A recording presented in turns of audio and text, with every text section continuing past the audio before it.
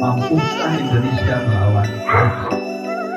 Pertanyaan ini sebetulnya juga kita mendapatkan sebuah titik terang bahwa di era Prabowo ini kami melihat bahwa pemberantasan korupsi kita ada kembali cerah. Kata Rocky Gerung, saya adalah seorang pesimistik yang rasional, tapi Anda optimistik yang irasional.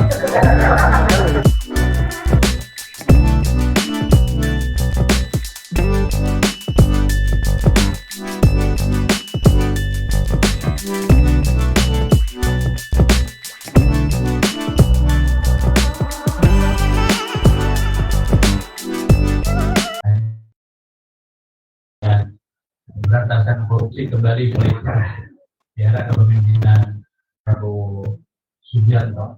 Itu kita akan melaksanakan diskusi nasional hari ini yang diselenggarakan oleh BPP LSM Lubu Informasi Rakyat secara nasional, yang hadir secara hybrid, ada yang hadir secara live dan ada yang hadir secara online di seluruh Nusantara. Alhamdulillah sudah hadir dengan kita bakal narasumber. Begitu kami undang di layar televisi, pemberitaan, Kejaksaan Agung, Kepolisian, dan KPK begitu gencar. Nah, kita berharap gencar bukan hanya di awal, tapi sampai selesai dan tuntas. Saya juga akhirnya mohon maaf jika terdapat kesalahan atau kurang sempurna dalam pelayanan penyambutan para hadirin sekalian. Insya Allah, target kita akan mengadakan rutin kegiatan-kegiatan narasi pemberantasan korupsi. Kita ingin bahwa Indonesia betul-betul serius dalam pemberantasan korupsi. Tentunya KPK, Kejaksaan, Kepolisian tidak merasa sendiri. Saya kira bersama menyuplai data-data informasi terkait kasus korupsi baik di lokal, daerah, kabupaten, kota maupun di pusat. Akhirnya kepada Allah saya mohon ampun, dan kepada para hadirin saya mohon maaf jika ada kesalahan. Zinedine Zidane, Lionel Messi. Cukup sekian dan terima kasih. Wassalamualaikum warahmatullahi wabarakatuh. Waalaikumsalam warahmatullahi wabarakatuh. Terima kasih. Sebagai informasi yang hadir dalam diskusi nasional ini udah mau hampir 2 tahun lagi.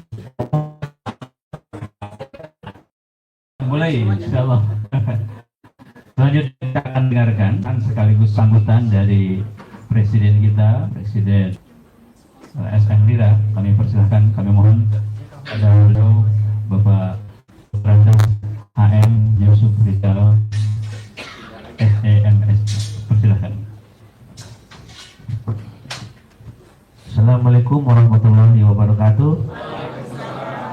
Salam sejahtera buat kita semua. Om Swastiastu, Namo Buddhaya, dalam kebajikan.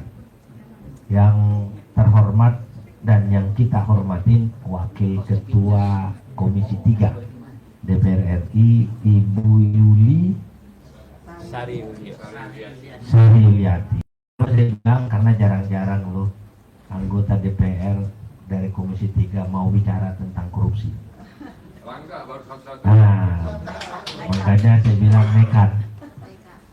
Dan juga tentu kepada narasumber dari Pak Eko dan para narasumber yang lain, dan juga khususnya kepada Wakil Presiden Saudara Bugi, kemudian bidang OKK Saudara Wakil Presiden bidang Koordinasi Nasional Saudara Samsudin, kemudian ada Dewan serta Dewan Pendiri Pak Mustaqim, ada Lira News, ada Ketua Perempuan Lira juga, ada juga Dewan Pendiri LSM Lira, dan para undangan yang dimuliakan oleh Tuhan Yang Maha Kuasa.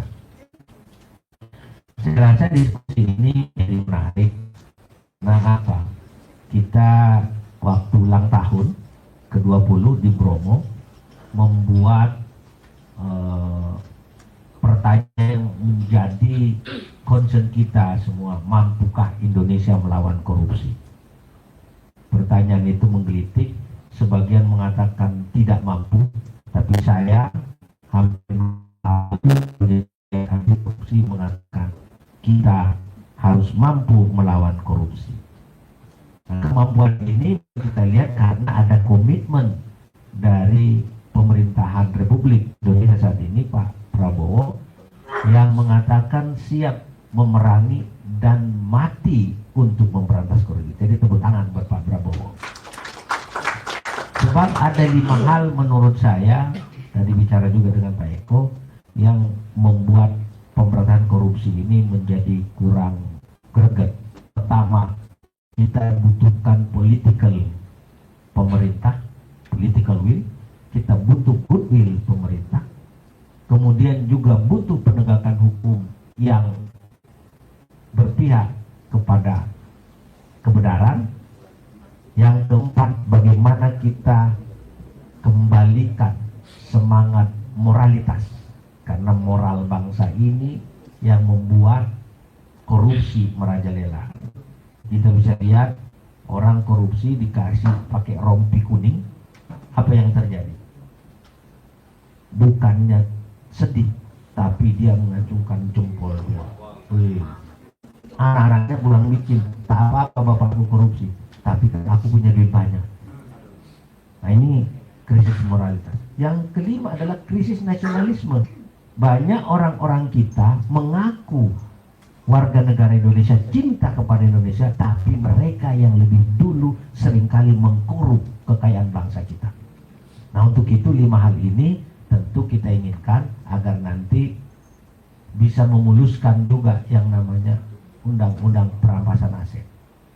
Dan itu kita sangat tergantung pada suara dari DPR, agar jangan sampai DPR dibubarkan rakyat. Terima kasih. Wassalamualaikum warahmatullahi wabarakatuh. Waalaikumsalam. Aplaus untuk Presiden kita. Terima kasih ada Presiden atas arahannya. Jadi singkat, padat, dan langsung. Memasuki kita dalam sesi diskusi nasional. Para hadirin sekalian, hadir di tengah-tengah kita para narasumber, dan sebagiannya hadir di tengah-tengah kita ada 5 narasumber dalam perjalanan dan 1 secara online. Tapi sudah hadir di tengah-tengah kita 2 narasumber dan 1 seorang keynote speak. Untuk mengawali diskusi ini, kami mohon kesediaan Ibu Pimpinan Komisi 3 DPR RI, Ibu Insinyur Sari Yuliati MT, kepada beliau. Persilakan.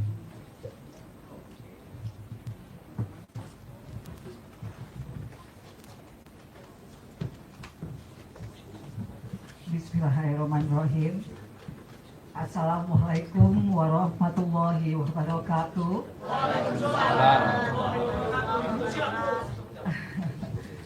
Jadi izin ya Bapak Ibu sekalian, saya memberanikan diri untuk hadir di acara ini demi bisa menghadiri atau membuka diskusi tentang mampukah Indonesia melawan korupsi.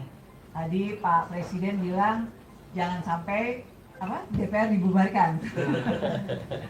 Ya, Bapak Ibu juga pasti tahu suasana di Indonesia saat ini, semua masyarakat seperti sangat marah terhadap DPR. Tetapi kami menerima semua masukan dengan kepala dingin, dan kami yakin semua masukan itu tentunya baik buat bangsa Indonesia ke depannya. Mungkin bisa saya mulai ya, keynote speech saya dengan judul Perang Partai Politik dalam Cita-Cita Negeri Bebas Korupsi. Assalamualaikum warahmatullahi wabarakatuh. Salam sejahtera bagi kita semua. Yang kami hormati, saya sudah dikasih contekan nih Pak Presiden, Bapak HM Yusuf Rizal, Presiden Lira. Yang saya hormati, Bapi persoalan korupsi, berbagai upaya sudah banyak dilakukan. Tidak hanya melalui aspek yuridis dengan memperkuat penegakan hukum, akan tetapi berbagai upaya seperti kampanye anti korupsi hingga pembelajaran pendidikan anti korupsi di berbagai satuan pendidikan. Kendati begitu, persoalan korupsi masih menjadi PR kita bersama. Seperti tidak ada habisnya untuk dihilangkan dari bumi pertiwi yang kita cintai ini. Untuk informasi Bapak Ibu, kami di Komisi 3 selalu mendukung kepada KPK atau aparat penegak hukum untuk dalam fungsi budgeting kita selalu menyetujui anggaran-anggaran yang penting untuk pencegahan korupsi. Pencegahannya itu adalah melalui biaya pendidikan pencegahan korupsi terhadap anak-anak bangsa.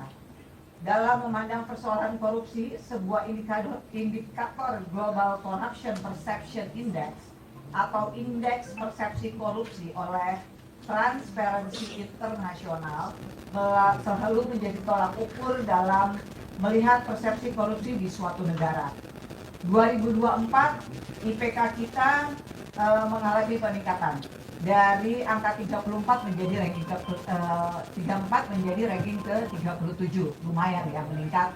Artinya pemberantasan korupsi ada peningkatan signifikan di negara kita. Meskipun pada tahun 2019 itu kita pernah mencapai ranking ke-40. Kelas mana? Para hadirin yang kami hormati dan kami banggakan, dalam memaknai peran partai politik melawan berbagai perilaku yang mengarah pada bentuk pidana korupsi, maka perlu disusun suatu political engineering yang tumbuh dari political will itu sendiri. Tadi Pak Presiden bilang mendorong untuk undang-undang perampasan aset. Nah, kalau dari kami Pak, dari partai politik sebelum masuk ke perampasan aset, kita memulai dari pengentasan oligarki di dalam partai politik.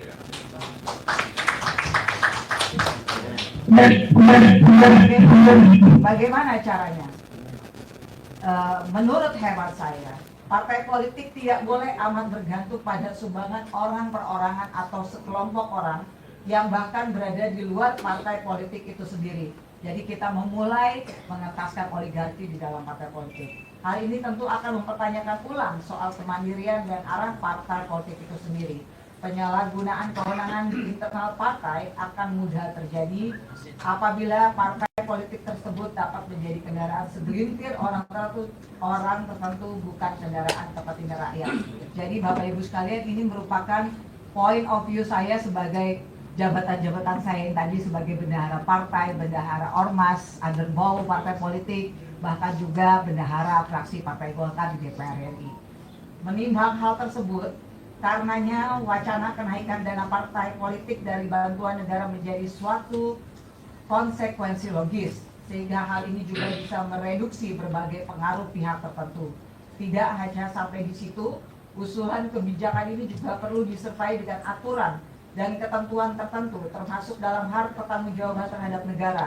Kebijakan ini juga tentunya harus didukung melalui perbaikan pola rekrutmen, kaderisasi, dan penegakan kode etik partai, sehingga menjadi suatu political engineering dan political will tersebut. Partai politik hanya dapat bertanggung jawab kepada negara, bukan kepada pihak lain. Jadi wacana kenaikan dana partai politik itu juga harus diiringi dengan wacana supervisi dari aparat penegak hukum, bisa juga dari KPK, untuk melihat kemana aliran-aliran dana partai politik yang diberikan negara melalui cash bankpol.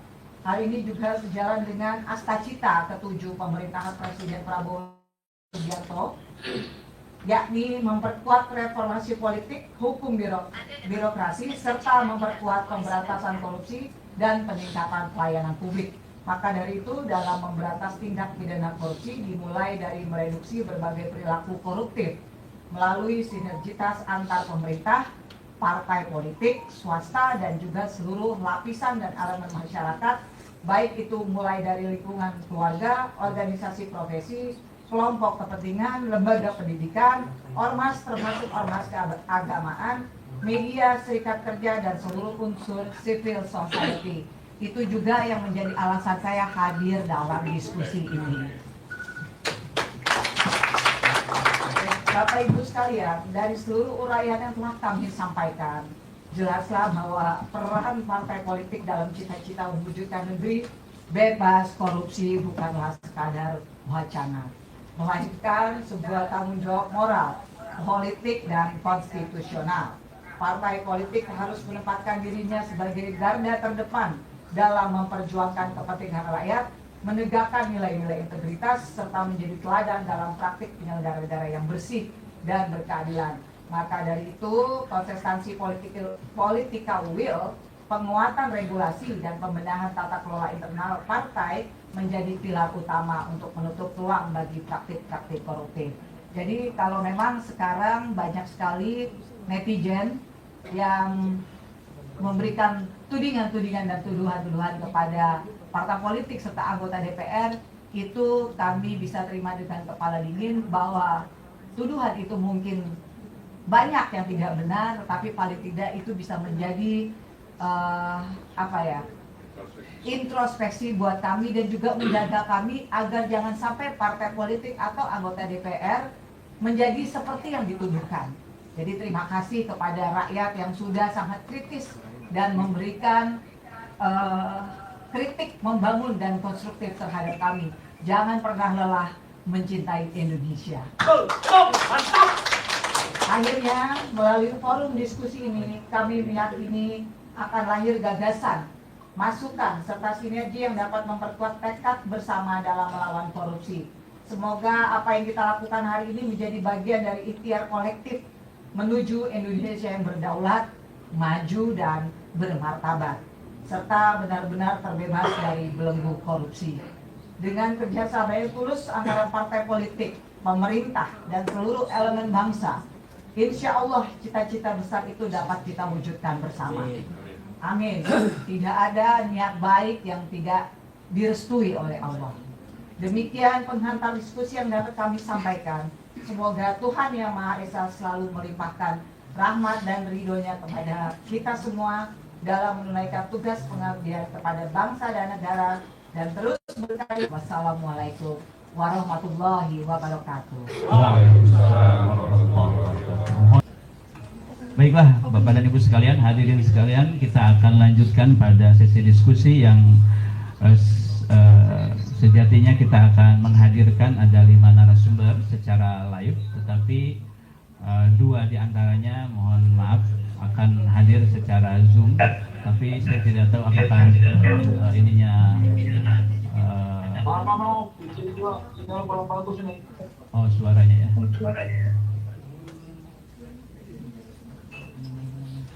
Tapi untuk itu mari kita sambut para narasumber yang sudah hadir di tengah-tengah kita. Kita ucapkan selamat datang dan beri oplos untuk Bapak Kombes Pol Eko Wahyu Niawan, SIK MSI. Beliau adalah Kasubdit 1 Direktorat Penindakan Kortas Tipikor ya. Tipikor Polri. Hari ini hadir beliau dari perwakilan Kepolisian Republik Indonesia yang mewakili dari aparat penegak hukum. Kita juga mengundang dari pimpinan KPK, tapi sampai sejauh ini belum ada konfirmasi karena memang pimpinan harus ada pimpinan gitu, jadi delegasinya tidak bisa didelegasikan. Tapi hadir di tengah-tengah kita ada mantan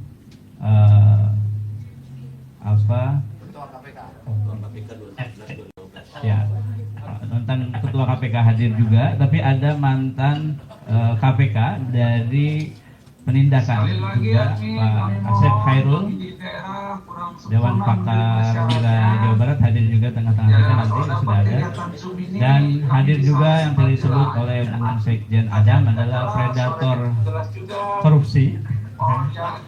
Wapres kita Bung Samsudin SH yang ya dari rambutnya kelihatan ya. Dan cocok gitu ya. Jadi harusnya jadi intelnya Bu. Terima kasih atas kehadirannya dan mohon aplaus untuk para narasumber yang hadir pada kesempatan hari ini. Dan insya Allah nanti akan hadir juga Bung Refli Harun di tengah-tengah kita, ahli tata negara yang akan memberikan pencerahan kepada kita. Untuk itu saya persilahkan kepada Pak Kombes Pol Eko untuk memberikan paparan materi sekaligus juga membuat sebuah gimana sih kondisinya, faktanya dari perspektif APH terkait dengan korupsi.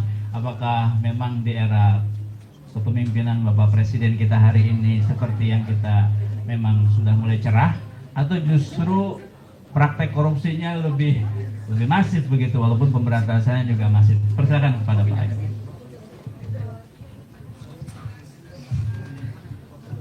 Assalamualaikum warahmatullahi wabarakatuh. Salam sejahtera untuk kita sekalian. Yang terhormat Presiden Pak Yusuf, tadi ngobrol banyak dengan beliau, saya berguru banyak. Mas Samsudin, terus ada juga Mas Adam. Mungkin satu-satu saya nggak hafal Pak. Jadi para hadirin sekalian yang bisa hadir, yang saya hormati.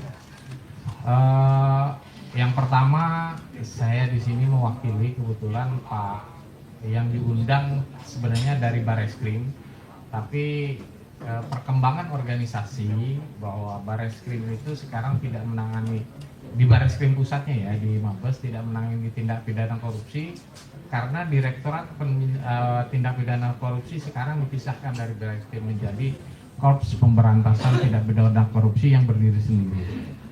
Sehingga akhirnya suratnya diserahkan ke kami. Kami wakili dari Kortas Tipikor singkatannya. Kemudian kami terima kasih banyak karena diundang dalam kegiatan ini. Artinya ini juga bagian dari apa yang kami harapkan, adanya kerjasama dengan seluruh stakeholder dalam pemberantasan korupsi. Berbicara masalah korupsi ini, kalau saya lihat gini, ibaratnya kita saat ini melihat Indonesia itu melihat rumah indah. Karena biar bagaimanapun dari kecil kita dibilang rumah Indonesia itu rumah yang indah, rumah yang kaya, gitu kan. Tapi ternyata atapnya bocor, kemudian ada dinding-dinding yang retak-retak, fondasinya udah retak, listriknya ada yang lampunya udah mati, gitu kan.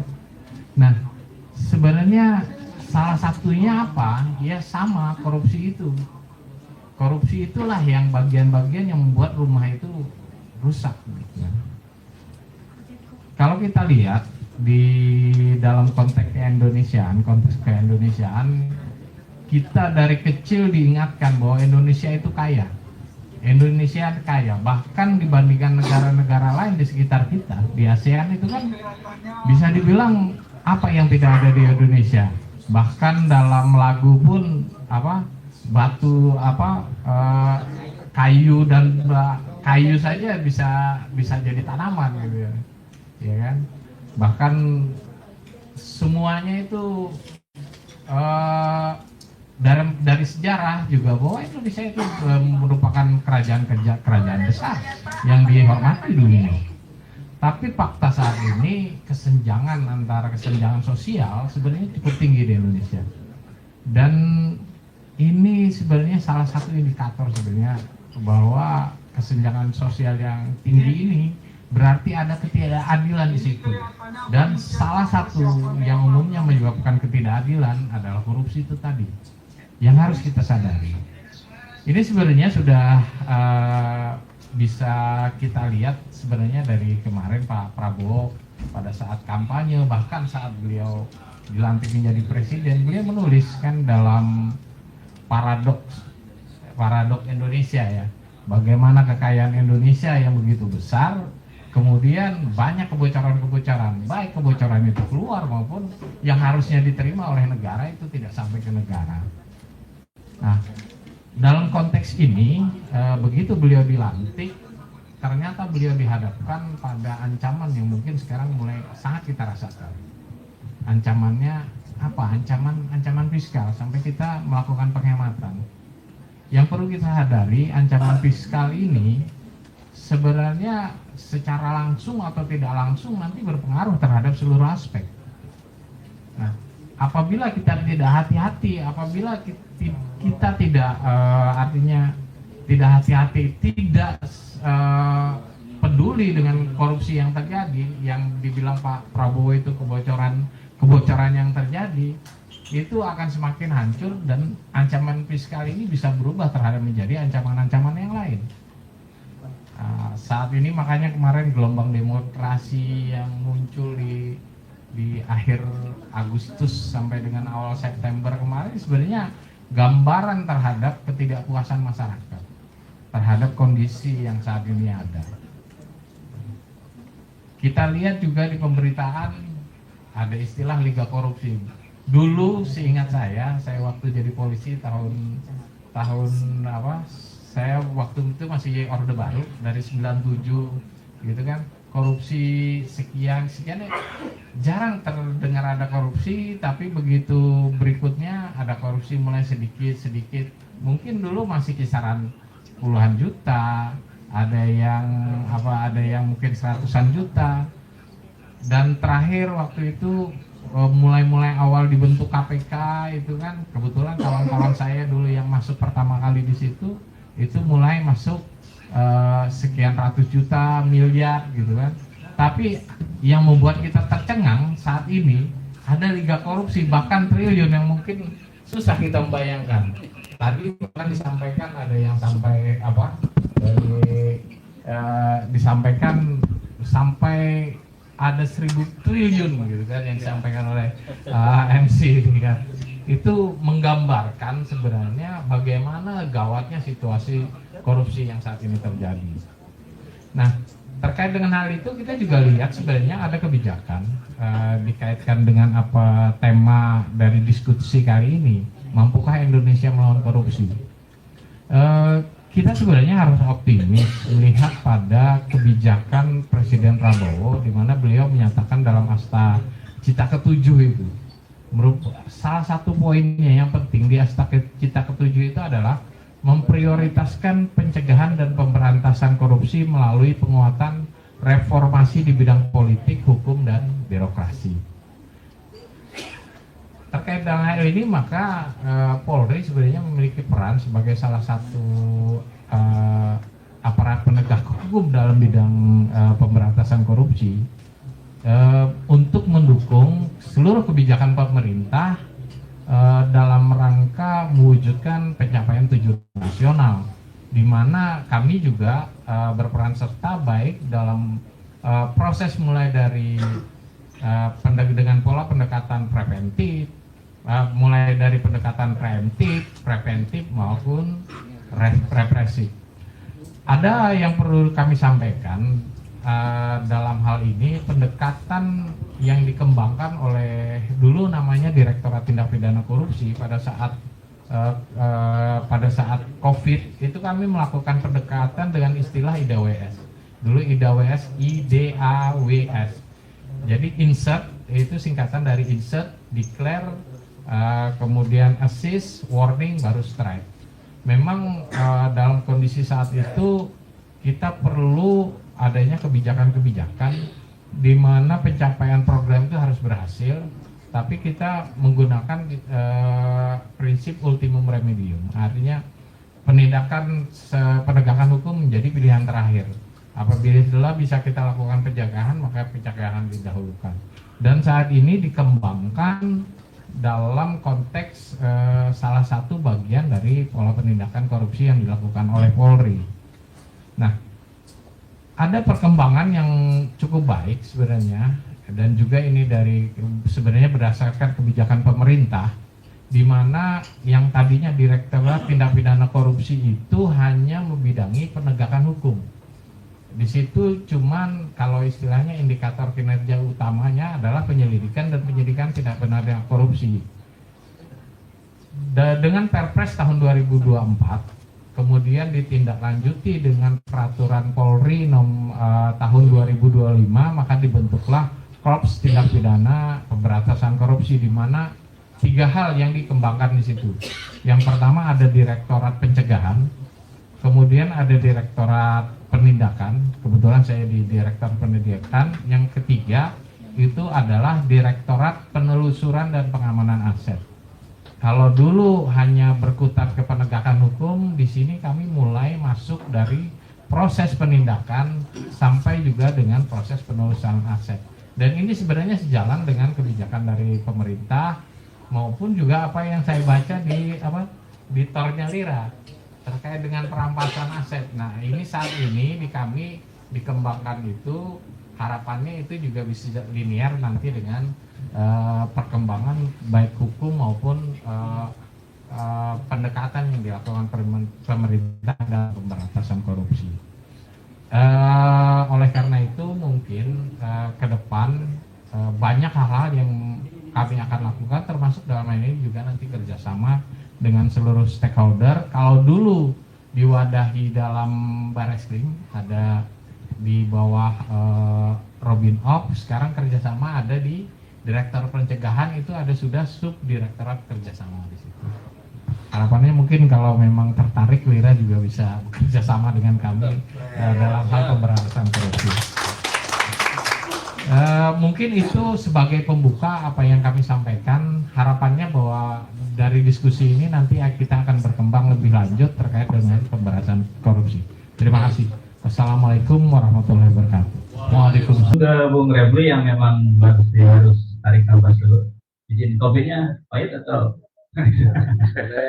Kita ke Wapres kita yang kita kenal di dunia koruptor ini adalah sebagai predatornya koruptor mobilnya ya. Nah, memang beliau sangat konsen di situ dan sudah membuktikan. Kalau dilihat dari beberapa laporan di KPK, sebetulnya itu banyak laporan dari kita, dan salah satunya adalah Jawa Timur, Bung Samsudin ini yang memang banyak melaporkan dari KPK, sehingga kesimpulan Bung Samsudin, enak banget ya KPK nerima laporan saja, sudah bubarkan saja. Jadi bukan DPR kalau Bung Samsudinnya, KPK-nya bubarkan ya. Untuk itu kita mohon sebuah mic-nya Pak. Menurut Pak Wapres, seperti apa kondisi korupsi di Republik ini? Gibran ya. Oh, kondisi ini Wapres Lira. Silakan.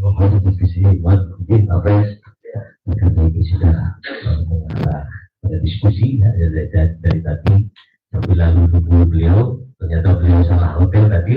Alhamdulillah sudah hadir kepada kita. Nah, kembali kepada tema ini, membuka Indonesia melawan korupsi. Di situ juga disebutkan dunia peradilan, khususnya pemberantasan korupsi kembali di bawah kepemimpinan Presiden Prabowo. Kalau saya sebagai penggiat anti korupsi ya selama ini, khususnya di Jawa Timur, yang sudah beberapa kasus yang kami laporkan kepada KPK, dan alhamdulillah beberapa kasus itu juga sudah berproses meskipun prosesnya juga bincang. Nah, itu nanti juga kita diskusikan di sini. Yang pertama dengan istilahnya program Pak Presiden Prabowo, tentu dengan dukungan semua pihak, semua elemen masyarakat dalam hal ini juga Lira, mampu melawan korupsi. Ketika kita semua mensupport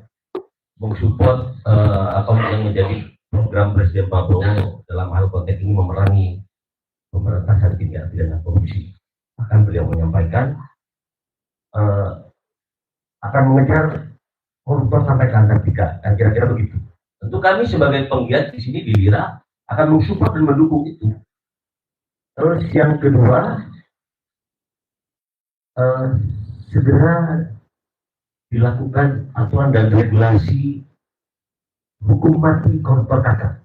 Yang kedua, mungkin dengan itu kita bisa yakin dan mampu Indonesia melawan korupsi. Tapi tanpa itu mungkin agak berat juga, gitu. Karena kita lihat hari ini semakin lama semakin besar.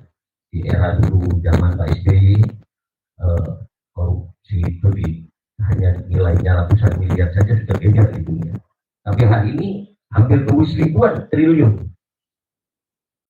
Dan begitu. Dan itu mungkin jadi kita pembahasan kita bersama nanti bagaimana kita carikan solusi dan bedah bersama. Itu yang kedua. Terus yang ketiga segera disahkan undang-undang pelepasan aset. Karena jika itu tidak segera disahkan, maka Republik ini, saya yakin betul sebagai penggiat anti korupsi yang mana kita sehari-hari berkecimpung dengan dunia tindak pidana korupsi itu, berat untuk mampu Indonesia melawan korupsi. Kenapa? Korupsinya hari ini bukan hanya ada pada koruptor, banyak juga ada di oknum-oknum penegak hukum juga. Ini menjadi berat kemudian. Yang kedua, yang ketiga ya, untuk jika disahkan undang-undang perampasan aset, itu kita dorong bersama termasuk kemarin demo-demo sampai gaduh dan sebagainya, salah satunya itu yang disuarakan. Tapi mudah-mudahan dengan adanya aksi kemarin, baik itu DPRD ataupun eksekutif segera mengesahkan undang-undang perampasan aset. Terus yang keempat, evaluasi oknum-oknum penegak hukum, baik itu Polri, Kejaksaan ataupun KPK. Karena hanya dengan itu saya yakin bahwa Indonesia akan mampu melawan korupsi. Tetapi jika itu tidak diperbarui, tidak dievaluasi, hari ini kita ketahui bersama hampir di seluruh republik ini problemnya itu bukan hanya ada pada di situ, tapi ada juga pada oknum-oknum yang saya sebut tadi. Maka oleh karena itu kita harus dorong bahwa Presiden Prabowo harus mengevaluasi oknum-oknum yang berafiliasi pada koruptor. Jangan tanggung-tanggung, jika ditemukan tetap, jika perlu diproses pidana, dan begitu. Nah terus yang kelima, saya sampaikan tadi, juga bersihkan kabinet Presiden Prabowo yang terlibat korupsi, termasuk pejabat-pejabat di pemerintahan pusat, provinsi, bahkan kabupaten. Karena hari ini banyak sekali terjadi di daerah-daerah itu intervensi kekuasaan masih sangat kuat. Nah, itu ada yang ya. Terlepas dari itu, jika misalkan nanti tidak dievaluasi dari 5 poin itu tidak terwujud misalkan, saya pastikan berat Pak untuk melawan korupsi. Karena apa? Kami saja yang sebagai penggiat anti korupsi yang dibiayai oleh pribadi kami, intervensinya sangat luar biasa. Sangat luar biasa. Saya semenjak dari 2021 sampai 2005 bukan hanya diintervensi kepada pribadi saya, pada keluarga, pada usaha saya. Mungkin kebetulan saya sebagai penggiat anti korupsi di Lira, saya juga seorang pengusaha, dan insya Allah di Lira akan tegak lurus. Namun ketika kita bicara di Lira tegak lurus, ya itu tadi konsekuensinya, diancam sana sini. Kalau dihadang preman, saya bukan hanya di tempat sepi, bahkan mau masuk ke pengadilan tipikor di Surabaya, dihadang ratusan preman, diancam mau dibunuh, ditabrak di tengah jalan. Bahkan ada sekda saya, sekretaris saya di Lira Jawa Timur, karena gigih mengawal penggiatan anti korupsi di Jawa Timur, Bang, dibacok. Ya diputus, tujuannya sobek. Tapi alhamdulillah tidak mengurangi sama sekali. Makanya saya salah satu poin tadi saya sampaikan bahwa harus juga ada evaluasi di oknum-oknumnya. Kenapa? Lira Jawa Timur melaporkan tindak pidana korupsi pada tahun 2021 berhasil diungkap oleh KPK, dipenjarakan 22 pejabat di Kabupaten Probolinggo. Namun kembali lagi, begitu berproses di peradilannya, terakhir kami hampir melaporkan juga ke Dewas KPK oknum-oknumnya. Karena hari ini kan juga kita lihat bersama, korupsi ini semakin merajalela. Semakin merajalela. Selain di Kabupaten Probolinggo tahun 2021, 2022 kami laporkan juga dana hibah Provinsi Jawa Timur, dan alhamdulillah sudah 4 terpidana dan hari ini sudah 20 tersangka. Nah, kenapa tadi saya ulangi lagi poin 3, harus ada evaluasi oknum-oknum APH. Kembali lagi, KPK mentersangkakan 21 tersangka dana hibah, itu hanya dikasih saja, tidak menyentuh pada eksekutif. Padahal laporan kami di Lira, pertama kita sudah laporkan di situ ada temuan dugaan perbuatan melawan hukum, melanggar permen nomor 77 tahun 2020, yang mana di permen itu diatur pemerintahan dalam arti provinsi Jawa Timur hanya boleh menggunakan anggaran dana hibah 10% dari keseluruhan anggaran APBD. Ternyata di Jawa Timur menganggarkan sampai 27%. Kita ada dugaan perbuatan melawan di awal. Kami sudah laporkan. Yang kedua, kami temukan dugaan menstrual. Di mana itu? Di 2019, Gubernur Jawa Timur ditandatangani oleh Sekda Jawa Timur mengeluarkan surat edaran yang mana di salah satu poin di poin 3-nya itu sama Pak Eko melarang melakukan pengawasan, monitoring dan evaluasi kepada pemerintahan terkait dana bansos dan dana hibah. Tentu itu kan bertentangan dengan Undang-Undang Tindak Pidana Korupsi pasal 3. Kemudian kami temukan dari tim hasil investigasi Lira masuk kepada sistem mulai dari penandatanganan NPHD bahkan sampai proses pencairan dana hibah itu dipegang oleh koordinator kelompok itu, penerima hibah itu tidak ada satupun yang pegang buku rekening. Setelah cair dikumpulkan, ditumpuk di dalam mobil, bahkan puluhan M kami sudah serahkan kepada KPK pada saat itu. Sampai hari ini pun belum menyentuh kepada eksekutifnya. Allah koordinatornya hanya oknum ini, belum sampai tuntas. Bahkan yang sampai hari ini Pak Eko yang bisa sampaikan tadi, saya laporkan juga, sudah saya serahkan SPG.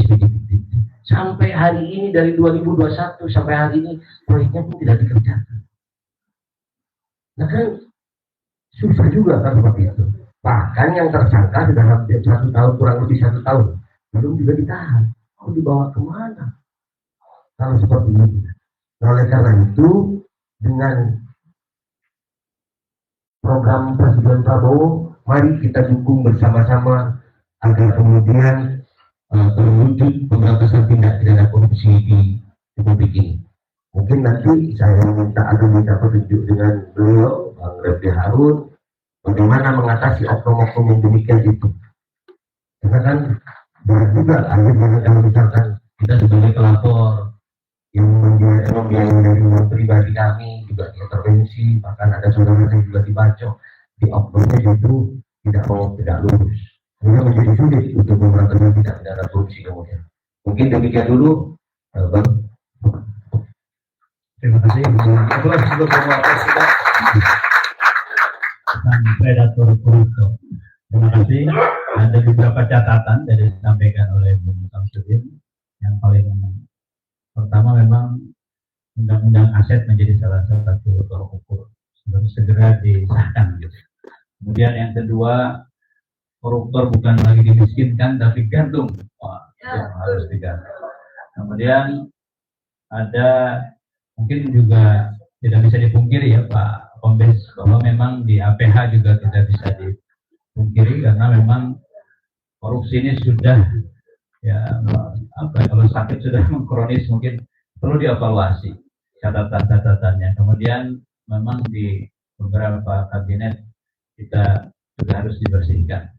Ada di tengah-tengah kita pakar ahli tata negara dan kita sering melihat di YouTube channel beliau bagaimana beliau mencerdaskan dan bagaimana langkah-langkah serta komitmen beliau untuk sama-sama bersama seperti kita untuk senantiasa melawan korupsi, senantiasa melawan para koruptor. Mengerti di diskusi kita ada sebuah tema besar. Mampukah Indonesia melawan korupsi? Pertanyaan ini sebetulnya juga kita mendapatkan sebuah titik terang bahwa di era Prabowo ini kami melihat bahwa pemberantasan korupsi kita ada kembali cerah. Terlihat dari indeks persepsi korupsi tadi disampaikan 2024 yang dulu skornya adalah 34/100 sekarang menjadi 37. Kemudian peningkatan ranking Indonesia dulu 115 menjadi 99 dari 180. Jika kata Pak Mahfud itu ada 16 kasus besar sudah mampu diungkap di era Pak Prabowo. Di 100 hari Pak Prabowo sudah mampu mentersangkakan 80 koruptor. Dan menurut laporan Menko Polhukam 6,7 triliun kekayaan negara sudah dikembalikan kepada negara. Menurut pandangan ahli Pak Refli sebagai ahli tata negara, apakah apa yang diinikan oleh Pak Prabowo hari ini sudah on the track? Kita sudah mendengar kata Pak Prabowo, lawan korupsi, kalau perlu nyawa saya sebagai taruhannya, saya siap mati. Bagaimana menurut Abang? Ya, terima kasih kawan-kawan semua. Assalamualaikum warahmatullahi wabarakatuh. Merdeka. Belum merdeka. Saya mohon maaf tadi salah tempat. Saya Sofian Hotel Menteng. Saya bilang saya sakit kepala, karena itu saya mau tiduran di parkiran. Alhamdulillah di telepon, Bang, sudah mulai acaranya. Sudah saya keluar. Setelah saya keluar ternyata tidak ada di situ. Adanya di situ. Terpaksa saya lari di sini. Oke.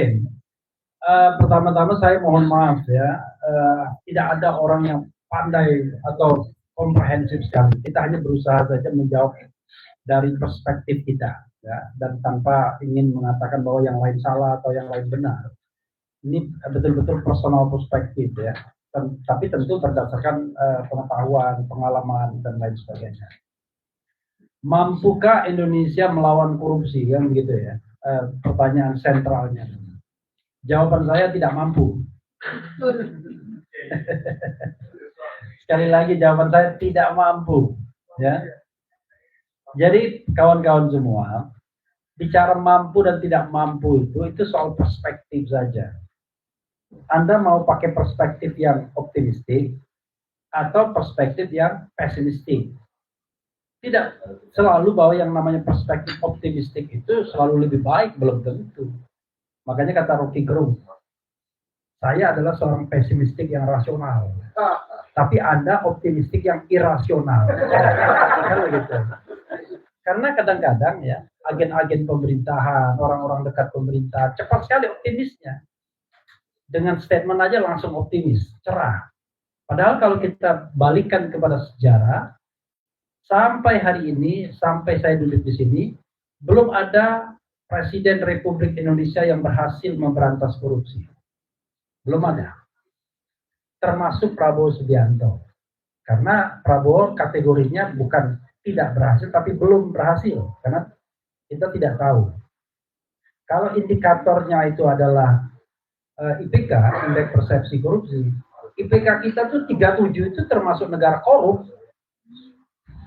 Jadi kalau cara menghitung IPK itu 1 sampai 25 itu sangat korup, 25 ke atas sampai 50 korup, 50 ke atas sampai 75 bersih, 75 ke atas bersihnya nggak ketulungan, ya kan? Nah, bersihnya yang nggak ketulungan itu negara seperti Norwegia, Selandia Baru, Singapura, Denmark, ya. Kalau Indonesia jauh sekali, kita masih negara korup. Karena itu, sampai Prabowo berhenti menjadi presiden misalnya di 2024, saya tidak yakin kita masuk negara yang sudah tidak korup lagi. Nggak yakin.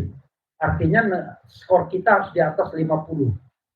Skor di atas 50 itu belum pernah berhasil, belum pernah ada dalam sejarah Republik Indonesia. Skor tertinggi itu 40 di tahun 2019 yang dicapai oleh Pak Jokowi. Alhamdulillah setelah itu nurun.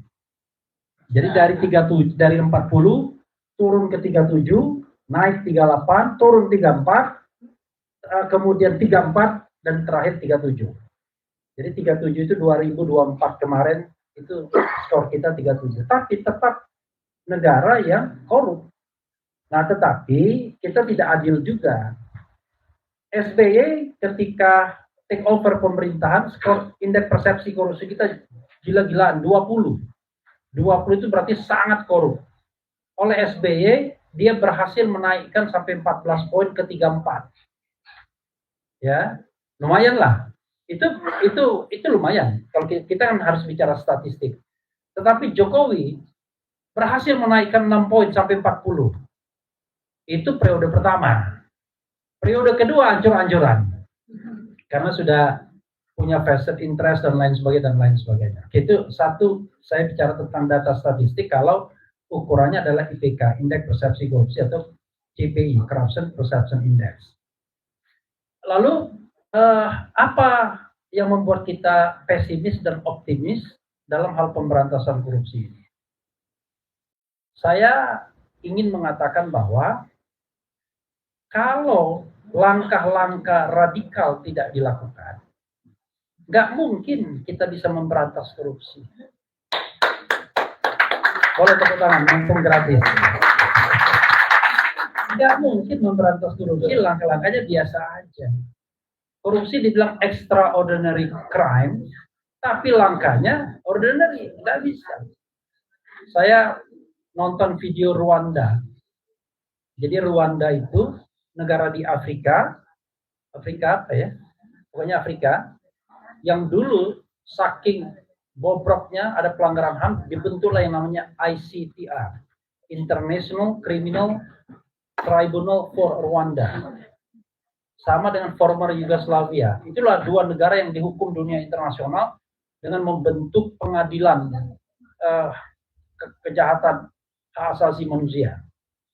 Sebelum adanya instrumen yang tetap ya, melalui instrumen yang kita belum menjadi anggotanya. Nah, tetapi Rwanda sekarang sudah menjadi negara yang seperti Singapurnya Afrika katanya. Kenapa? Begitu presidennya terpilih, presiden itu nggak tanggung-tanggung. Dia pecat ini, pecat itu, dan lain sebagainya. Seperti Georgia juga.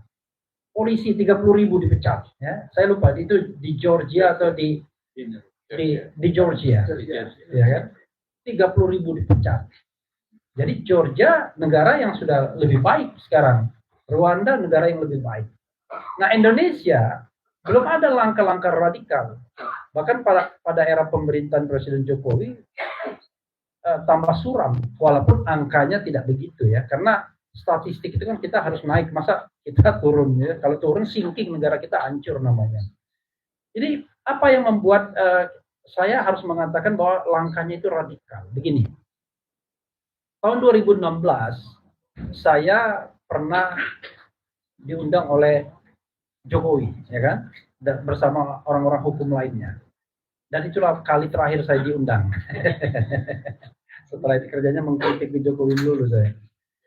Jadi pada waktu itu saya bilang, Pak, kalau mau memberantas korupsi itu harus Bapak sendiri yang memimpin. Karena presiden itu adalah orang yang diberikan mandat oleh rakyat untuk memimpin Republik Indonesia. Mana ada KPK yang memberantas korupsi? KPK itu trigger mechanism dalam hal penindakan terutama. Kita bicara memberantas korupsi itu dari hulu dan hilir. Dari prevention sampai law enforcement. Mulai dari pencegahan sampai penegakan hukum, sampai kemudian tata kelola pemerintahannya, good governance dan clean government. Itu hasilnya kalau negara tidak korup lagi. Jadi bukan hanya soal menindak orang yang nyolong duit, kemudian dihukum, nggak selesai. Itu tidak menyelesaikan masalah secara makro, tapi secara mikro, oke lah, ada angka-angka, ada statistik di situ. Tapi saya bilang, kalau Bapak mau memberantas korupsi, Bapak harus di backup oleh aparat. Mohon maaf Pak ya kalau saya ngomong agak pedas. Sekarang saya ngomong depan Pak Jokowi. Cuma masalahnya Pak, aparat kita ini dari 101 yang korup saja. Saya lupa menyebut 101 atau 102 atau 120. Langsung orang ketawa kan ada, tapi nggak berani ketawa keras-keras di depan presiden. Karena itu saya bilang salah satu langkah ya untuk memberantas korupsi itu tidak cukup dengan tax amnesty. Di waktu itu kan ribut tax amnesty 2016. Saya bilang, perlu kita legal amnesty. Apa legal amnesty itu? Kita berikan ampunan kepada para penegak hukum. Pokoknya diampuni semua. Yang korup-korup kemarin, kita tahulah. Ya, kalau saya mau katakan, you name it, mana jenderal yang tidak korup? Ada nggak berani tunjuk tangan? Saya jenderal tidak korup. Saya pastikan pasti miskin dia. Benar nggak Pak? Kalau jenderal tidak korup, pasti miskin. Tapi kalau jenderal kaya, pasti korup.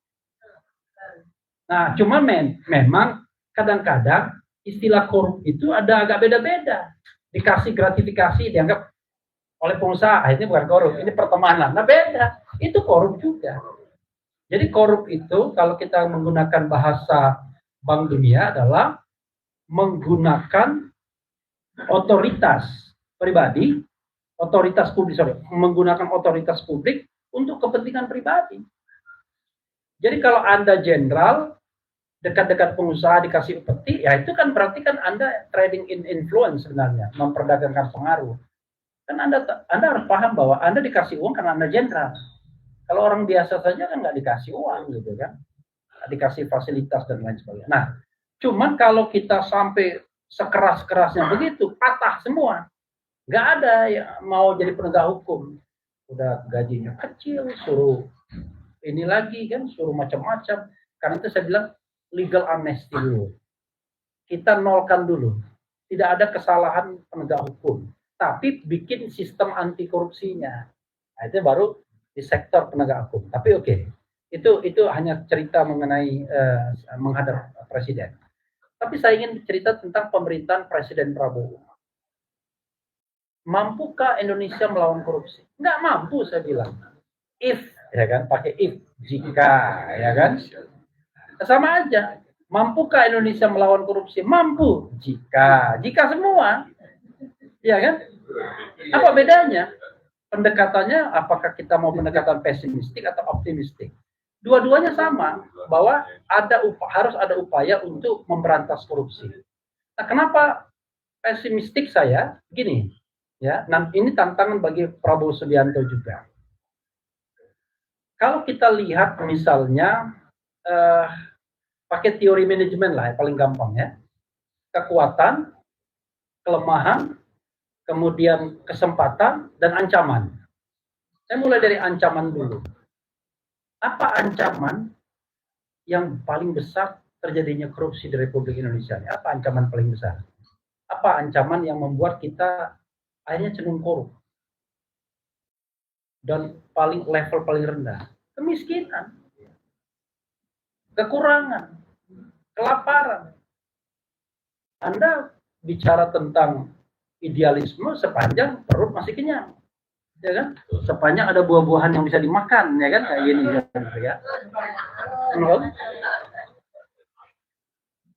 Tapi begitu perut sudah lapar, wakil presiden pun, lira pun kalap juga dia, ya kan? Karena itu kita harus bedakan antara korupsi karena need atau karena greed. Jadi kalau dia need karena kebutuhan, maka treatmentnya harus berbeda dengan greed. Tetapi Indonesia ini negara kaya. Kemarin saya bilang, saya nggak tahu statistiknya ya. Kalau seandainya korupsi itu diberantas, benar-benar diberantas, tata kelolanya benar, rakyat Indonesia itu bisa kok dikasih sumbangan, bukan sumbangan, apa namanya, tunjangan puluhan juta per bulan. Wah enak kan? Ya kan? Di ruangan ini yang gajinya puluhan juta per bulan ya paling cuma dihitung bisa dengan jari kan?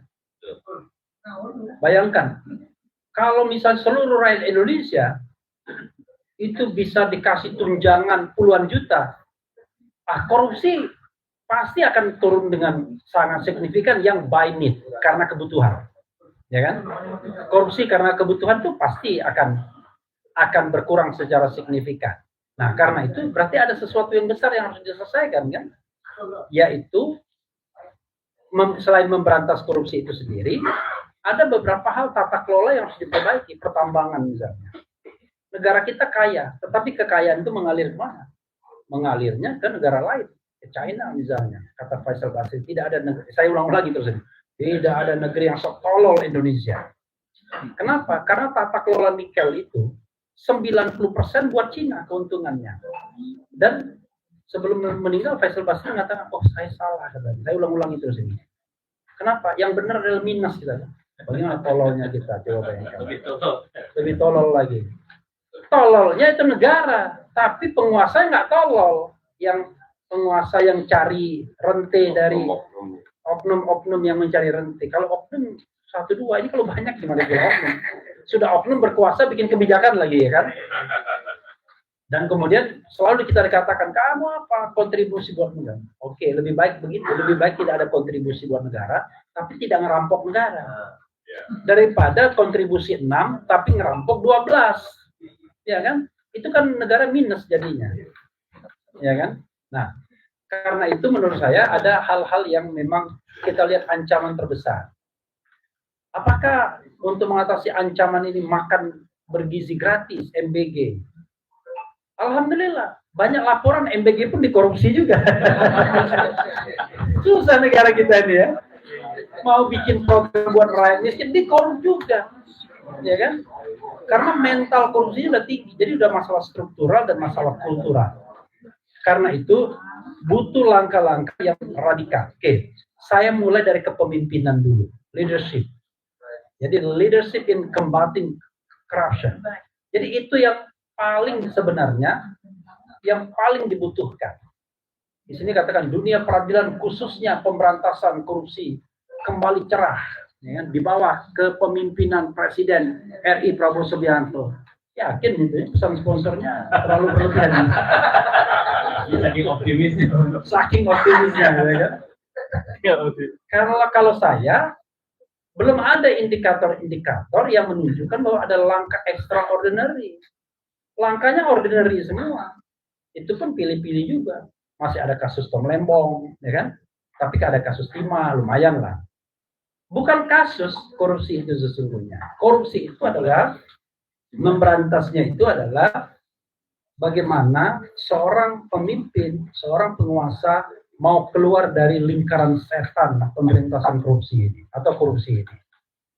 Nah, maka ujian pertama Prabowo gagal. Apa ujian pertama dia gagal?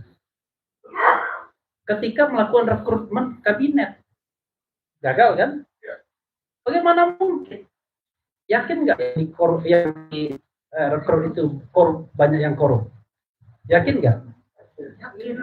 Yakinlah. Dito Aryo Tejo kan jelas terima dana BTS, kembalikan 27 miliar. Masih dipakai di lingkaran Prabowo sendiri yang menurut lawyernya Dito terima juga dana BTS itu. Belum, Ditonya yang sudah, tapi yang sebelum 1, 2, 3 orang yang dia sebut, yang lawyernya sebut, namanya Mahdir Ismail yang nyebut. Siapa aja? Tanya Mahdir. Karena Mahdir bilang sama saya itu di Bali. Gitu.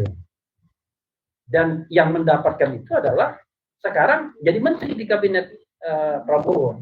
Yang dulu dia anggota DPR. Gitu aja. Nggak ada korupsi ini yang nggak melibatkan DPR kalau korupsi skala besar sampai triliunan itu. Oke.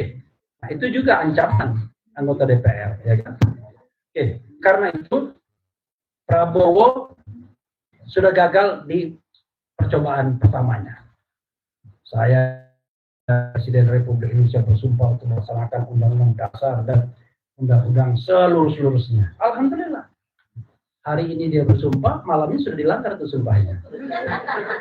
Saya tidak sentimen, saya ngomong apa adanya. Itu saya menjadi hukum negara karena saya bisa tunjukkan fakta.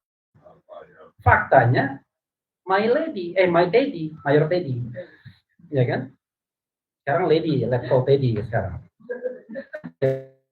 Kan bayangkan, itu jelas-jelas melanggar undang-undang. Sampai sekarang pun melanggar undang-undang. Tapi tidak ada yang peduli.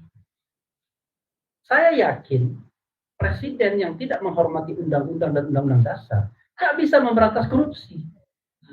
Nggak bisa. Karena korupsi itu Anda harus punya kualifikasi yang besar, yang kuat, yang Anda harus patuh, tunduk. Berat bagi kita. Ya. Jauh lebih pintar dari Prabowo. Tapi Prabowo itu, maksudnya jauh lebih pintar Prabowo. Tapi Prabowo itu adalah orang yang, pertanyaan kita adalah, dia bagian dari masalah atau bagian dari pemecahan masalah. Dia clear dulu. Hanya sapu bersih yang bisa membersihkan lantai kotor. Clear dulu. Pertama, dia clear. Tidak ada vested interest terhadap dirinya. Oke? Yang kedua, terhadap keluarganya. Makin harus, dia makin lebar harus. Terhadap dirinya, clear, harus. Terhadap keluarganya, clear juga harus. Lalu terhadap yang lebih lebar lagi, organisasinya, dan lain sebagainya.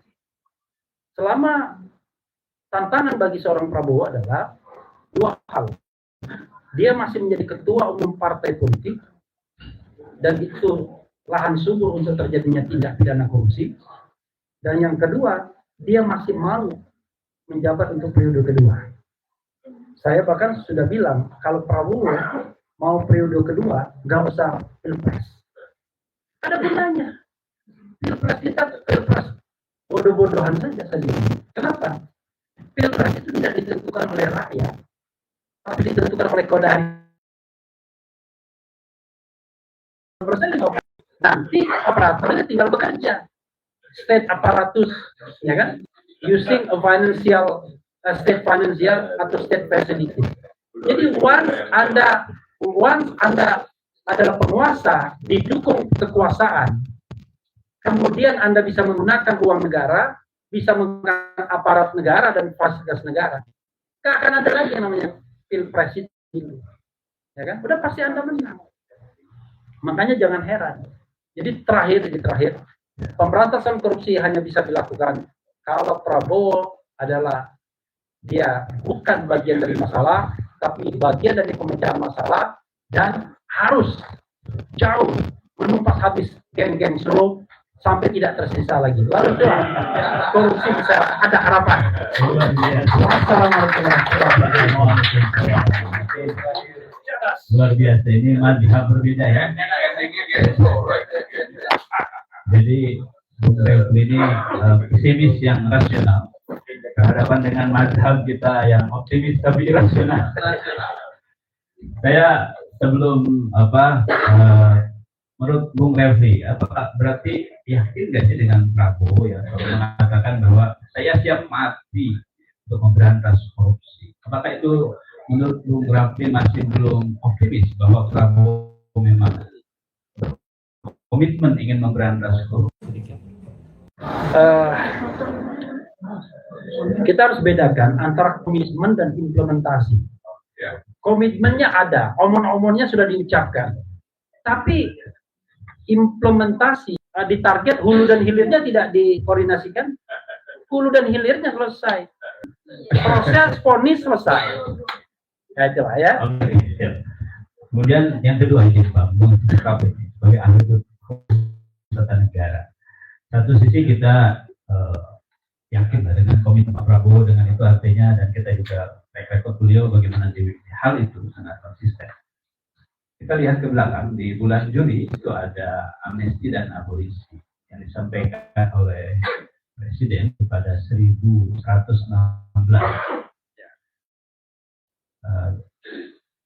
kasus ya. Mungkin dia keadilan itu koruptor dikasih amnesti. Amnesti itu untuk orang-orang terutama kasus-kasus politik. Bang Tri nggak dikasih amnesti, ya kan? Jadi amnesti itu harusnya kepada mereka yang dikriminalisasi, kepada mereka yang dihukum secara tidak proper. Contoh misalnya gini, kita harus membedakan antara pedagang narkoba sama pemakai melalui proses penegakan hukum. Nah, yang begitu-begitu boleh dikasih amnesti, ya, diampunilah, ya. Tetapi koruptor ya jangan. Ini koruptor lancar, yang namanya apa? Istilahnya apa namanya? Pemotongan masa remisinya. Zaman SBY, waktu Denny Indrayana jadi wakil menterinya, dibikin pengetatan napi remisi, napi koruptor susah dapat remisi, napi teroris susah dapat remisi, napi yang kejahatan-kejahatan khusus susah. Kalau sekarang gampang sekali dapat remisi. Nah, kemudian ini juga saya dengar, ya kan, wah Tom Lembong dapat abolisi. Bukan begitu, asbabun nuzulnya karena walau-walam, ya, ini baru gosip politiknya, tapi jangan terlalu dipercaya. Gosip politiknya, Bu Mega minta Hasto dibebaskan. Kan gosipnya gitu. Saya tidak bisa, saya tidak bisa mengkonfirmasinya, tetapi secara post factum teori kan, analis boleh dong. Oh benar dong berarti, karena dijadikan lagi sekjen kan. dia secara post factum. Tapi gosipnya juga dengar, kalau yang dibebaskan cuma Hasto doang, ribut orang. Sementara dia dihukum bersebelahan sama Tom Lembong. Tom Lembong kalau gitu kasih abolisi, udah. Nah, kalau langkah penegakan hukum yang begini, nggak selesai pemberantasan korupsi kita. Karena ternyata orang politik suka bernegosiasi, ya, bahkan melanggar hukum sekalipun, ya. Yang tidak terbukti itu kan adalah merintangi pengadilan. Tapi kan turut serta dalam menyuap anggota KPU itu kan terbukti. Memang bisa nyuap sendiri tanpa ada koordinasi, kan koordinasinya kan untuk menjadi anggota DPR, padahal dia cuma ranking 5 kalau nggak salah itu orang itu yang ranking 4 Harun Masiku itu. Ranking 4 pengen kursi orang lain.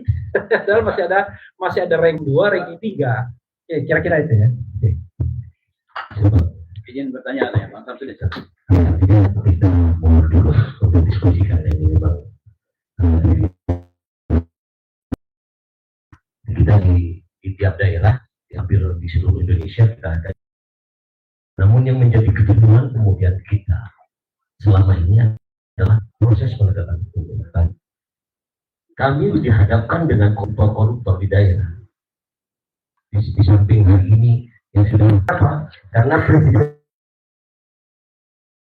Prabowo masih mau menyuarakan tentang tindak pidana korupsi meskipun wujudnya masih belum ada. Kita lihat sendiri bahwa hari ini dihadapkan dengan kanan kiri yang sangat repot juga. Bahkan ada kawan-kawan kita juga yang saya lihatkan nama Bang Refli bahkan mendukung hukuman berarti justru sandung juga kan ini. Nah, oleh karena itu kita perlu solusi bagaimana pencegahan yang harus digagas oleh anak bangsa. Dan begitu, Bang. Karena apa yang disampaikan tadi oleh Bang Refli bahwa selain dari oknum KPK juga oknum jaksa, bahkan peradilan pun di tingkat hakim. Dan itu terbukti pada saat kasus di Jawa Timur. Kemudian jaksa KPK melakukan banding. Nah, di banding itu menjadi turun jadi 4 tahun, Bang. Nah, setelah itu tidak melakukan kasasi dengan dalil karena tidak ada kewajiban untuk melakukan kasasi. Namun kami sebagai aktivis saya sampaikan, meskipun tidak ada dalil yang mewajibkan untuk melakukan kasasi, tapi kan mempunyai hak untuk melakukan kasasi. Nah, setelah seperti itu, mulai dari oknum proses ini jaksa dan hakimnya jadi sulit penegakan hukum kita. Maka harapan saya ke depan, apa langkah-langkah kira-kira, Bang? Kami sebagai penggiat ya di Jawa Timur khususnya di seluruh Indonesia tidak ada, dan kami menjadi kebuntuan ketika proses itu mandek penegakannya. Nah, kami dalam hal ini konteks beberapa kasus masih seperti kasus dana hibah yang sudah ditersangkakan selama 1 tahun sampai hari ini belum juga ditahan. Nah, bagaimana melakukan pengobatan dan pemberantasan korupsi? Nah, dan saya yakini bahwa hal yang seperti ini ada dugaan intervensi kekuasaan atau intervensi dari politik. Nah, oleh karena itu mohon pencerahannya juga, Bang, bagaimana kita kira-kira nanti mengambil langkah itu. Karena teman-teman kira semangat ada, tapi begitu kita mau menghantam ke sana kita dihantam balik, kemudian mentoknya di oknum-oknum itu tadi yang terkhawatirkan itu kan itu tadi memproses atau mempidanakan aktivitas mudah. Tapi kalau bagi teman-teman kita, Bang, insya Allah sama seperti yang dengan Bang Refli, jangankan hanya diintervensi, mau dipenjarakan, mau dibunuh pun kami sudah siap dan sudah menghibahkan diri kami untuk pemberantasan tindak pidana korupsi. Nah, saya jawab lagi. Mohon maaf, Pak. Jadi begini, kita ngambek aja lah sama pemerintahan Prabowo, ya kan? Anda nggak bisa terlindungi kalau pemerintah juga melindungi premannya, ya kan? Misalnya, saya ya kira-kira dalam rentang setengah bulan ini bertemu dengan ya orang berpengaruh lah di Republik ini, ngobrol selama 1 bulan lebih gitu. Dia menceritakan bagaimana poin baik pemerintahan Prabowo yaitu masalah ilegal. Itu satu. Kemudian nanti akan dia ambil juga tambang-tambang ilegal. Karena Prabowo bagus cara berpikirnya pasal 33 kan dia, bumi, air, dan kekayaan alam yang terkandung di dalamnya dikuasai negara dan digunakan sebesar-besarnya untuk kemakmuran. Saya dukung itu. Dukung penerapan pasal 33. Coba bayangkan, nikel tadi. Kan harusnya itu untuk kesejahteraan rakyat Indonesia. 10% buat China, 90% rakyat Indonesia. Harusnya kan begitu. Kok ini untuk rakyat Indonesia nggak ada? Batu bara, coba berapa persen yang untuk rakyat? Karena itu saya mendukung tata kelola pertambangan diperbaiki, terutama ambil alih dulu tambang-tambang ilegalnya, ambil alih dulu. Lalu barulah kemudian pembagian. Tambang harus dianggap sebagai migas, di mana negara harus mendapatkan porsi yang lebih besar. Sementara pengusaha kan enak aja tinggal ngambil di perut bumi kita. Itu kan harta yang diberikan Allah Subhanahu Wa Taala untuk kita semua, bukan untuk PT Adaro, bukan untuk PT PT Tambang Bayani dan lain sebagainya. Tapi itu ada apalagi Toba Sejahtera gitu, Toba apa gitu. Tapi itu adalah untuk rakyat Indonesia. Sehingga kalaupun ada pengusaha pertambangan, ya harus pembagiannya negara harus lebih banyak untuk kemajuan rakyat. Kira-kira mau nggak mereka? Tetap mau. Orang nggak ngapa-ngapain. Cuman kan sekarang ini kan kemarau. Kalau bisa 100%, 100%. Padahal dapat 50% aja udah kaya raya. Jadi masalah adalah pemerintah melawan orang pemerintah sendiri. Kan bukan melawan masyarakat ya. Tambang-tambang ilegal kan enggak sampai sekarang. Maksudnya melawan pemerintah sendiri adalah yang backingin itu adalah penegak hukum dan tentara di sana. Semua yang namanya lahan kelapa sawit yang luas, kemudian tambang-tambang, itu kan backingnya kalau tentara polisi. Saya tidak fitnah, ini dikatakan saya oleh Prabowo kan. Hati-hati Pak kalau Bapak mau menggunakan polisi, jangan-jangan udah terlibat kan. Pak pernah dengar kan? Nggak bisa. Dan orang yang ngomong sama saya juga bilang begitu. Coba bayangkan. Pemerintah melawan pemerintah. Kan pemerintah, TNI dan polisi itu. Ya oke, negara lah. Kalau mau pakai negara. Negara melawan. Nggak bisa apa-apa kalau seandainya dua kekuatan tersebut tidak pro rakyat. Hubungan rakyat, saya yakin kita semua akan membantu dia. Hei rakyatku, saya akan memberantas korupsi. Bantulah saya. Ya kan? Disampaikan Pak Refli, istilahnya perubahan radikal. Salah satunya di tubuh kepolisian. Saya rasa, jadi jawabannya mampukah? Jawabannya ya. Terima kasih. Makanya ada optimisme dan mudah-mudahan dengan adanya staf presiden, khusus presiden bidang reformasi kepolisian mampu melakukan proses pembersihan di internal polisi.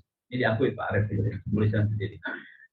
Saya izin Pak Refli ada penutup barangkali closing di diskusi kita hari ini tentang pesan bagi mungkin ada keluarga besar Lira tidak hanya hadir di secara offline, tapi hadir juga secara online, secara nasional, dan juga kita nanti akan menyampaikan beberapa catatan dari Lira khusus terkait dengan situasi tentang korupsi. Silakan. Ya, betapapun kita pesimisnya, harus selalu ada cahaya ya kan di ujung lorong ya, harus ada yang namanya cahaya lilin di ujung lorong sehingga kita bisa tahu kemana kita harus melangkah kan begitu. Nah walaupun rumit dan ruwetnya pemberantasan korupsi di Republik Indonesia ini, maka sesungguhnya kita berharap dengan pemerintahan yang baru ini yang juga punya komitmen untuk memberantas korupsi, komitmennya kita terus dorong sampai kemudian Prabowo malu sendiri. Karena kalau perception corruption index kita cuma masih di bawah 50, kita tetap negara korup. Tadi saya cek Hong Kong berapa? Hong Kong 77. Ya kan? Hong Kong 73. Itu bersih. Kita 38, 37. Terbalik. Jadi ini ada negara, ini 2024, 2025 belum kan? Belanda 77, Australia 77, Islandia 77, Irlandia 76, Estonia 76. Uruguay ternyata bagus tuh Uruguay. Tidak hanya sepak bolanya yang bagus, tapi bagus juga itu perception index korupsinya. Berarti negara bersih 75, Kanada 75, Jerman 74, Hong Kong 72 ternyata.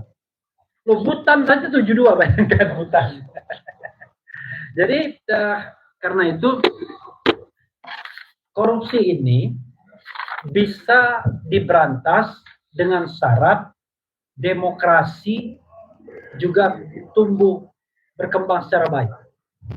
Karena dalam demokrasi itu ada kontrol civil society, ada kontrol media. Sering sekali sekarang ini kan no viral, no justice. Pemerintah itu ada dua kemungkinan. Dia tidak tahu atau dia cuek. Kalau dia tidak tahu, maka ketika diviralkan dia akan tahu. Maka kemudian akan ada penindakan. Tapi yang kacau itu kalau cuek. Kalau cuek, karena tadi dia bagian dari masalah. Makanya saya katakan, ini apel saya buat Pak Prabowo, jadikanlah TNI itu sebagai menteri dan berhentikanlah di TNI. Karena selama Prabowo sendiri mencontohkan melanggar undang-undang, melanggar konstitusi, maka tidak akan ada harapan dalam hal pemberantasan korupsi. Susahnya pejabat kita, mungkin termasuk diri kita semua, termasuk diri saya, selalu bicara aturan untuk orang lain. Ya kan? Pemberantasan korupsi, laporan harta kekayaan, ini itu. Semua untuk orang lain, bukan untuk diri saya sendiri. Padahal presiden sekalipun tidak boleh melanggar undang-undang. Karena justru yang paling potensial melanggar undang-undang itu adalah presiden. Karena dia melakukan tindakan-tindakan ketatanegaraan setiap hari. Kalau misalnya mau mengangkat derajat TNI, jadikanlah menteri. Bahkan bila perlu menteri koordinator atau apa, menteri yang baru, yang penting jangan langgar undang-undang. Ini undang-undang dilanggar, tidak ada yang bicara. Ya kan? Sehingga kalau Prabowo patuh, taat pada undang-undang, dan berani melakukan terobosan-terobosan, kita berharap bahwa Prabowo akan dicatat oleh malaikat, tidak hanya rakyat Indonesia kan, sebagai presiden yang mampu membuat rakyat Indonesia masuk surga. Karena jangan lupa, kemiskinan itu awal dari kemurtadan. Ya kan, kalau orang terlalu miskin kan gampang sekali kan diajak korup, gampang diajak nekat, gampang diajak menjara, gampang. Tapi kalau ada kesejahteraan, maka insya Allah negara kita akan menjadi negara yang baldatun thayyibatun wa rabbul alamin. Boleh miskin tapi jangan menyolong. Oke, terima kasih Bung Roni. Boleh miskin tapi tetap makan. Selanjutnya Bung Samsudin, silakan sekaligus menyampaikan pernyataan sikap dari LSM Lira menyikapi tentang mampukah Indonesia melawan korupsi. Konteks tema hari ini mungkin kita nanti Bang Refli, karena dia ada di beberapa hampir di seluruh provinsi di Indonesia, nanti kita akan mengundang untuk koordinasi dan lain sebagainya.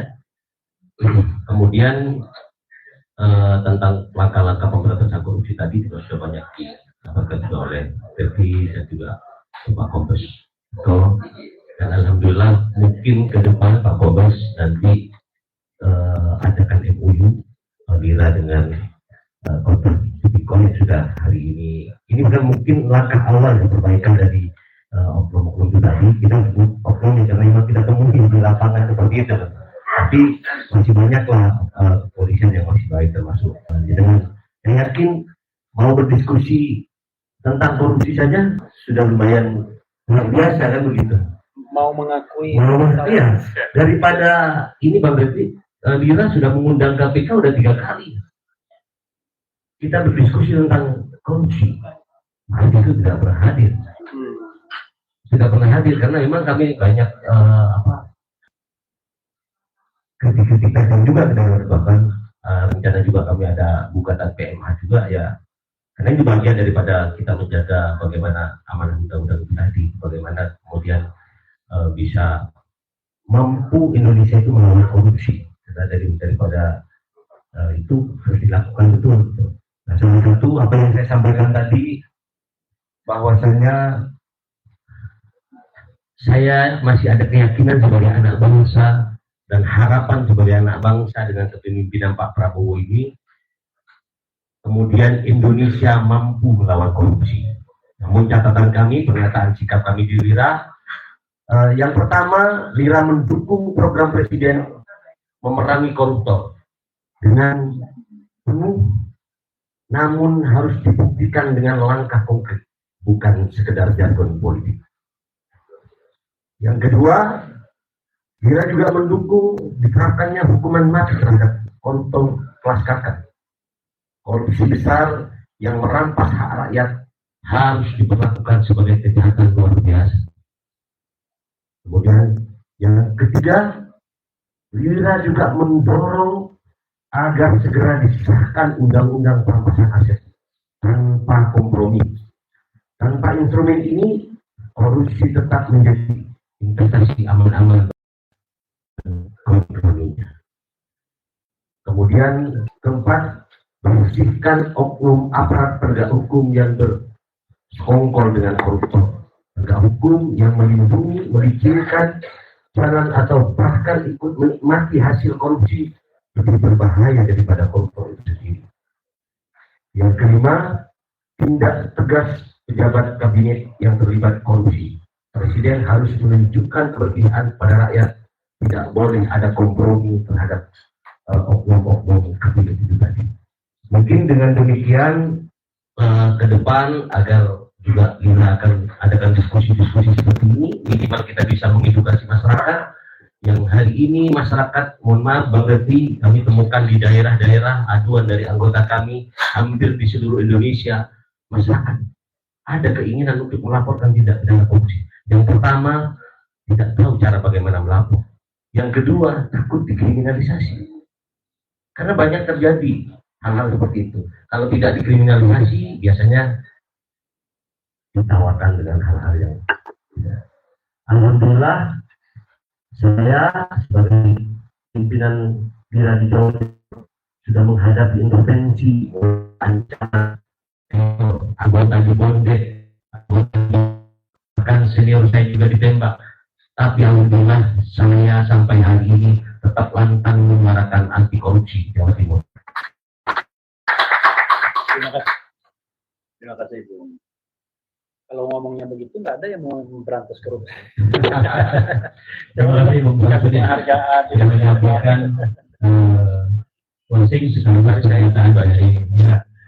Rekan-rekan sekalian, mungkin kita ingin terus berdiskusi, tetapi waktu harus memisahkan kita dan tentu juga kita masih ada agenda dan Bung Refli, Pak Kombes, diskusi ini bukan yang pertama dan terakhir, tetapi ini awal.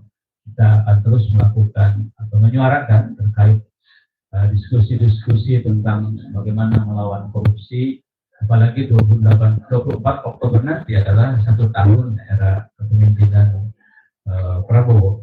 Sebelum ditutup, mohon izin Ayahanda Pres untuk menyampaikan closing sekaligus juga menyampaikan terima kasih kepada para narasumber yang hadir.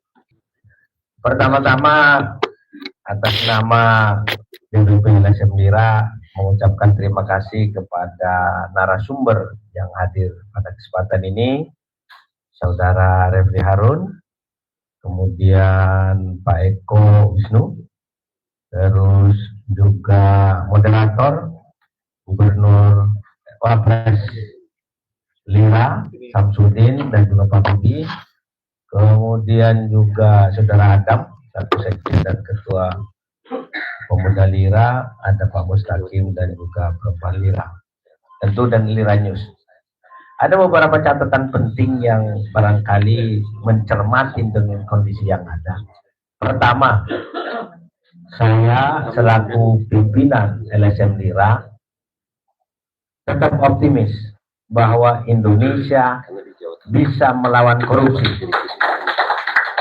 Kalau Bung Refli mengatakan pesimis, itu persepsi. Karena beliau pesimis dengan catatan Saya optimis dengan catatan. Semuanya dengan catatan. Catatan kita adalah agar Prabowo Subianto bukan hanya sekedar bicara.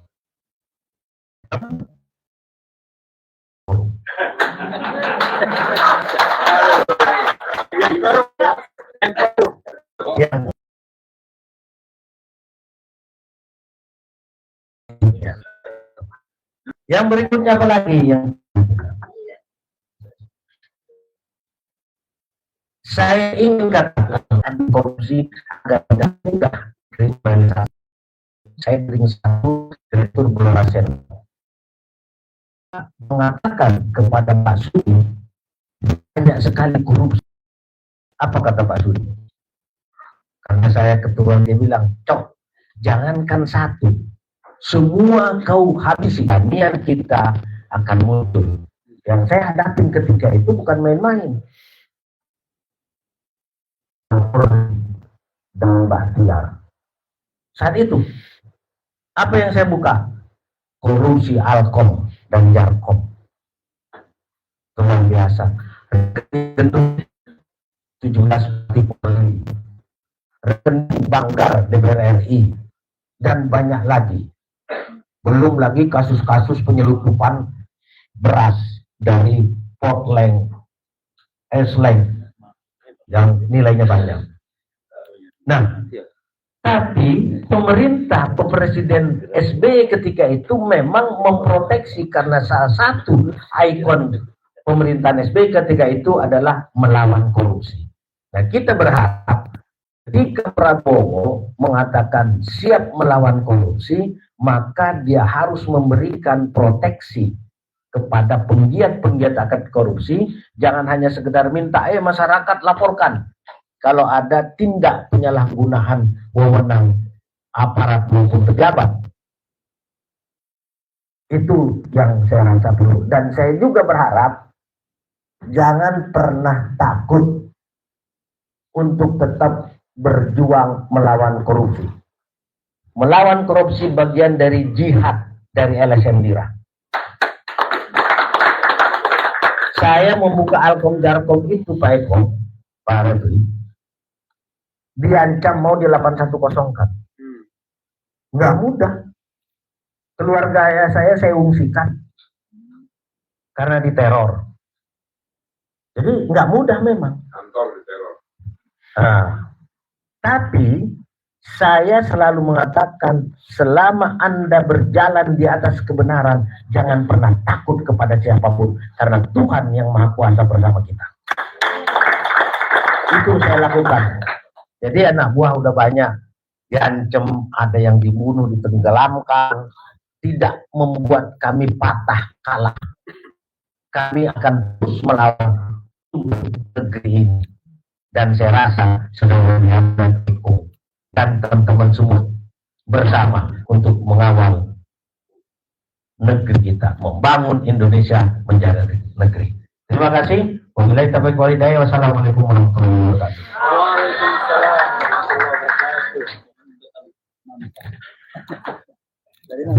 Mohon tetap di tempat Pak Pres, pada kadang-kadang yang sampaikan dari untuk sumber. Ada terang-terangan dulu Pak.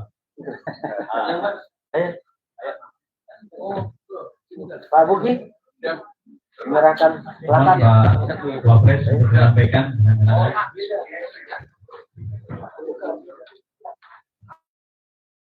Siap.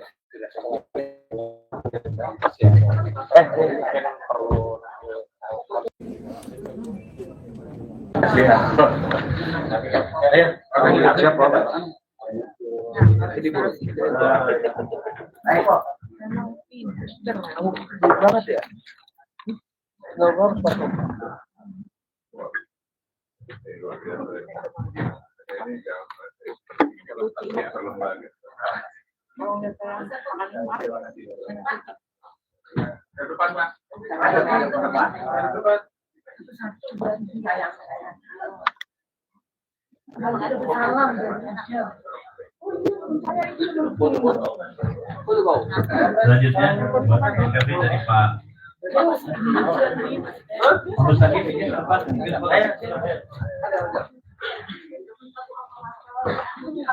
Bu Ketum Perempuan ya boleh. Bro, nanti. Maju.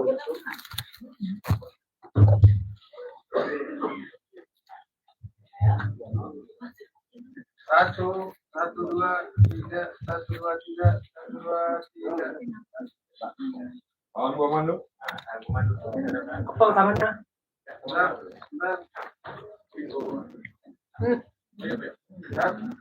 Satu, dua, tiga.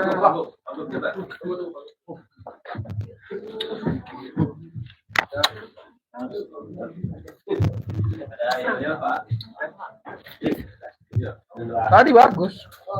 Jadi itu.